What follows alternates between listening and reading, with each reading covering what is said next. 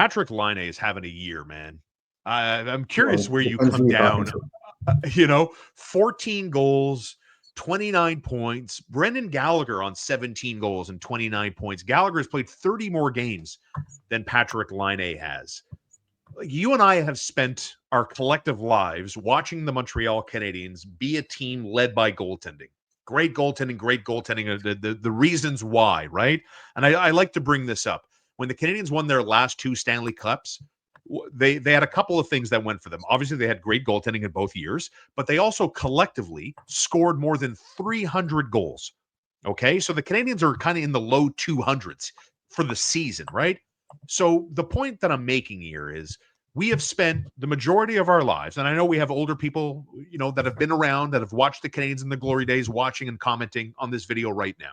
I get it, but we're not those guys.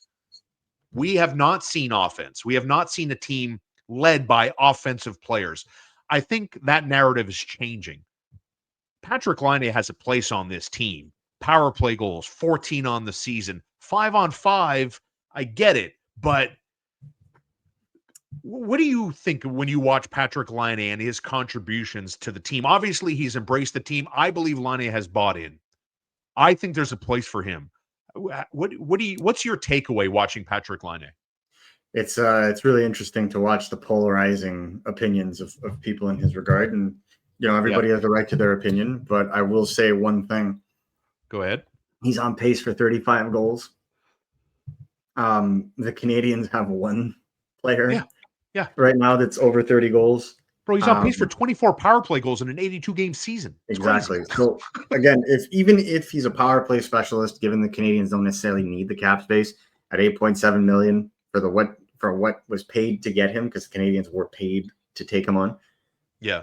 I don't think anybody should really see what he's done this season as anything but a bonus.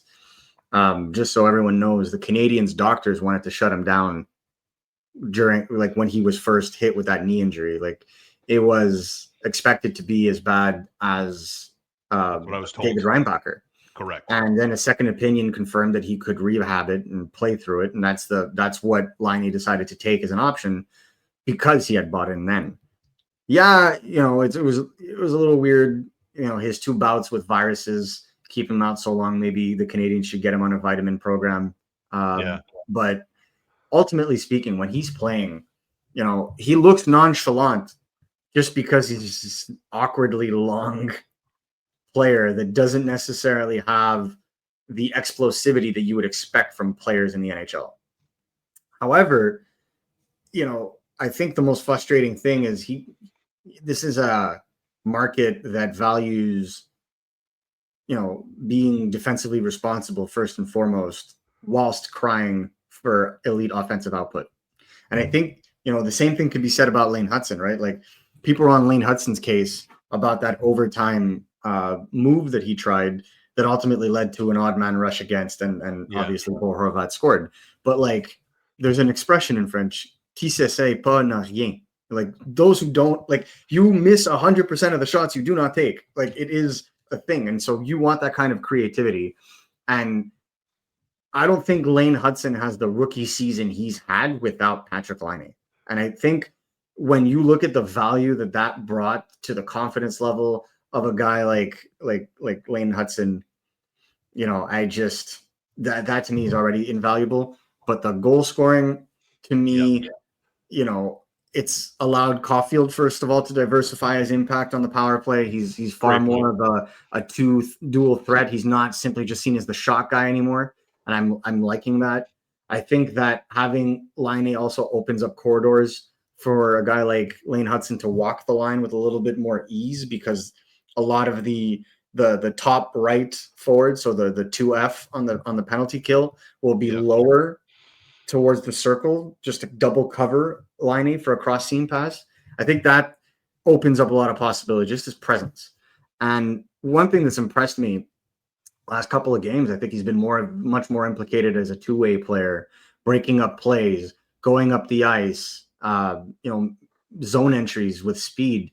Obviously he's got to watch his knees, because those zone entries, sometimes he's getting clipped just because he's just those legs cover 6 feet of ice almost when he decides to open up, right, and go the old 10-2.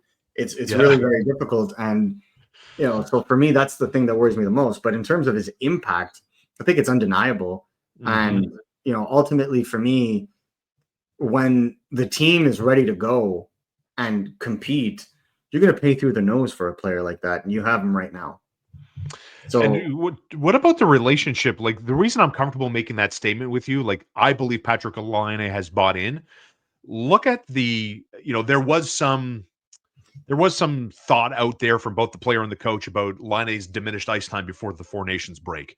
And mhm, MSL came out to me and answered it in a very direct way. You want more? Listen, the risk reward ratio's got to be better from 92 when he's out there. yeah, These Harlem Globetrotter behind the back passes to no man's land to the middle of the ice, putting teams in a bad spot, your teammates in a bad spot. That's not acceptable. So there's a standard here.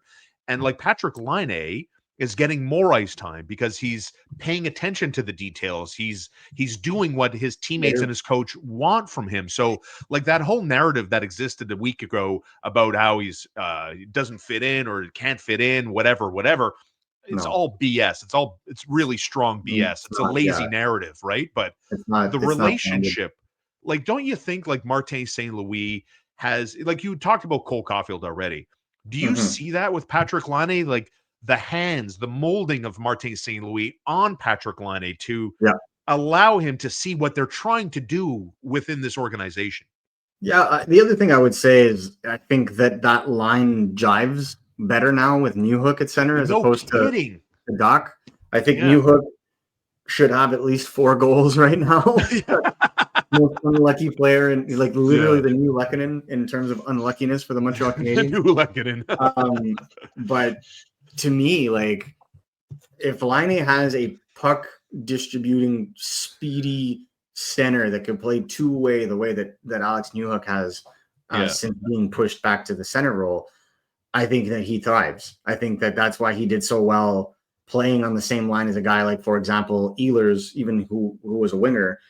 He was so effective in that regard. The same could be said when he was playing with Scheifele. The same was not something that he couldn't really say that in Columbus and his time there. But when you look at it overall, I think that if he is played in the right way, then it creates a situation where he can thrive. And I think Yeah. being a second or third line winger, depending on how deep the Montreal Canadiens are at the time, and first power play wave, I think that's an ideal spot. That's where Finland put him in the same setting. So I wouldn't necessarily think that it would be a problem. And to me, I think he's fit in quite nicely. He fills a need for them. And it'll take a load off of younger players coming in because they won't be looked at as saviors. Oh, it's a good time to watch this team. I love growth and I love the process, and I think I've appreciated that as I've gotten older.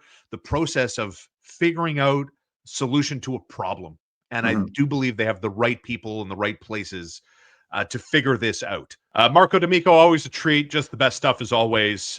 Follow him online at MN D'Amico. Marco, thanks, and we'll catch up again next week for another exciting week of Habs content. Let's see where this roller coaster ride takes us. Marco, thank you, brother. Always a pleasure, guys.